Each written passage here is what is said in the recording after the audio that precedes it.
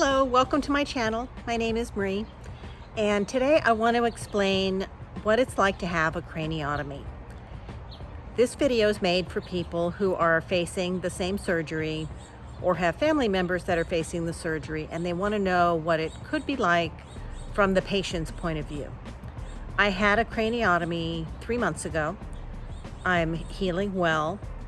My craniotomy was performed to remove a meningioma tumor in my left side of my occipital lobe, basically the upper top back of my head.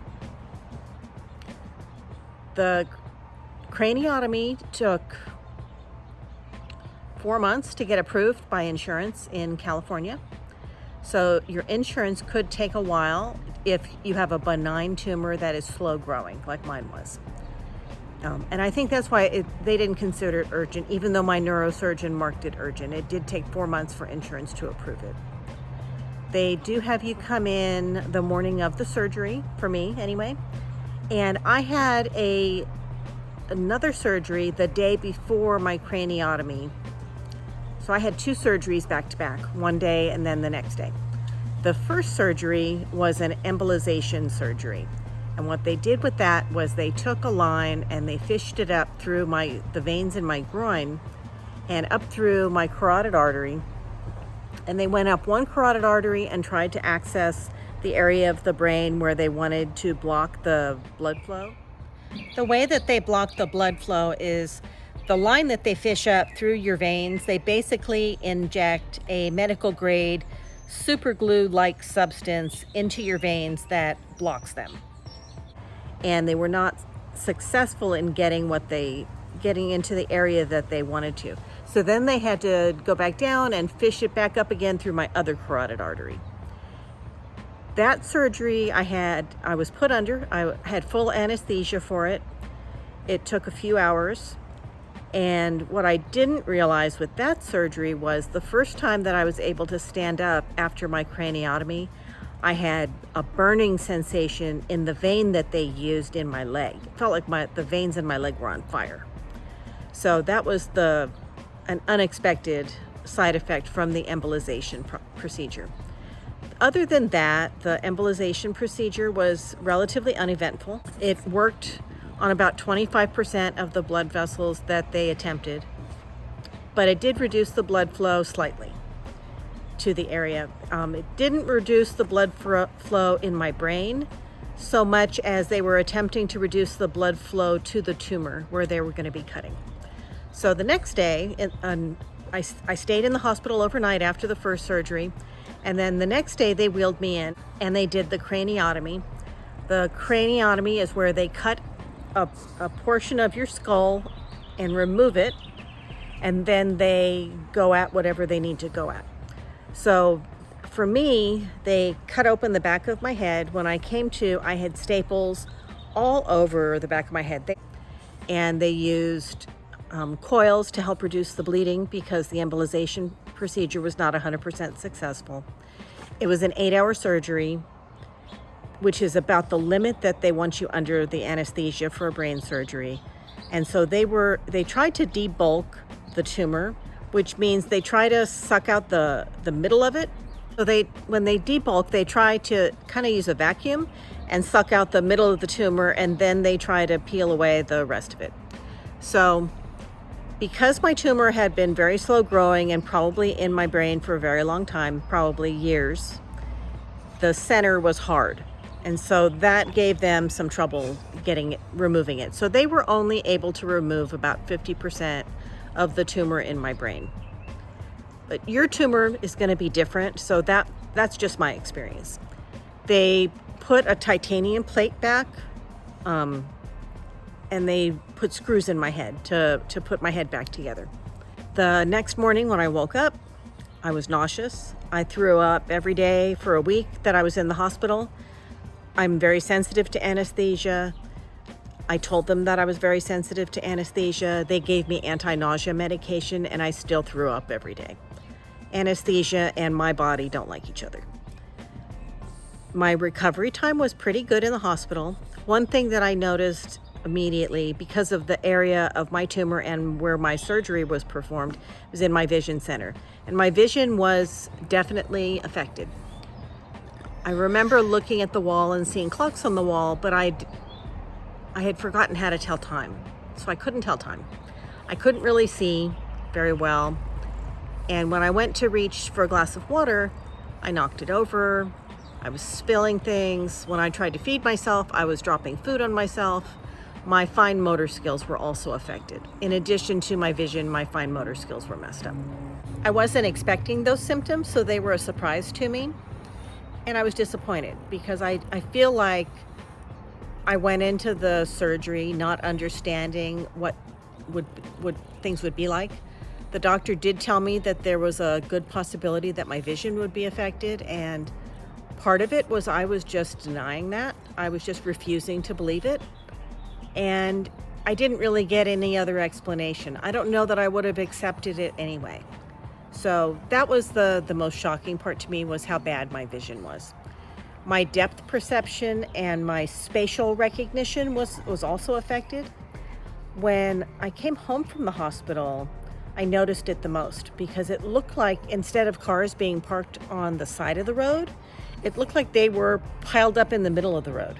Things just didn't look like they were in the right spot. And that's probably why I was knocking things over too, because I couldn't get my hands to work right. I couldn't get my eyes to work right. And my eye-hand coordination was definitely off. My phone was nearly impossible to work. I had this great idea when I first woke up from surgery that I would increase the accessibility on my phone. I don't even know what I did, but I made it so my phone just did not work. For 3 weeks, my phone was just messed up after my surgery. And it was so frustrating because it was starting to take dictation on all my conversations and send them as text messages to random people. So I had to be really careful what I said around my phone. And it would start FaceTiming people out of the blue. And I had a friend sitting next to me on the couch one day, and she's like, "Are you FaceTiming your daughter?" I said, "No." And she could see that my phone was sitting on the end table next to me. I was not touching it. I didn't tell it anything. And my daughter was on the phone being FaceTimed. And I don't know what I did. I had a insurance policy on it through my credit card with USAA. And I called them because I figured I needed a new phone. It was broken. And luckily, the guy on the other end was able to ask me a few questions for the phone insurance. And he was able to talk me through it and get it fixed. But it took 3 weeks before I was well enough to do that. I couldn't really sign things. My signature looked like a 5-year-old. I couldn't really read forms. I couldn't understand them. And all of that was part of the extra blood in my brain and the swelling. All of that went away after, I'd say, 5 weeks. 5 weeks for me, and all of those crazy symptoms went away. I even had this crazy hallucination phase where I'd be sitting on this was after I went home from the hospital. I was in the hospital for a week and then I went home. I'd be sitting on the couch by myself. This was after my friend who had come out to stay with me for a couple weeks had already gone home. So this started around the 2 to 3 week mark. And I'd be watching TV and I'd see something flit out of the corner of my eye that was strange. And I'd look and it would be a dragon, or it would be blooming flowers over my head. And a lot of times when you think you see something and you turn to look at it, it'll disappear. But these weren't disappearing. And I wasn't on any narcotics. I wasn't on any pain meds anymore at this point. I wasn't even taking extra strength Tylenol by the 3 week mark. I was taking pain meds the first 2 weeks. And then the first week was in the hospital. They did give me pain meds. And then the first week at home, they gave me some prescription pain meds, but very few. And then I did extra strength Tylenol for probably the next week. And then after that, I didn't have any pain in my head anymore. But those weird hallucinations were trippy. It was almost like an LSD trip.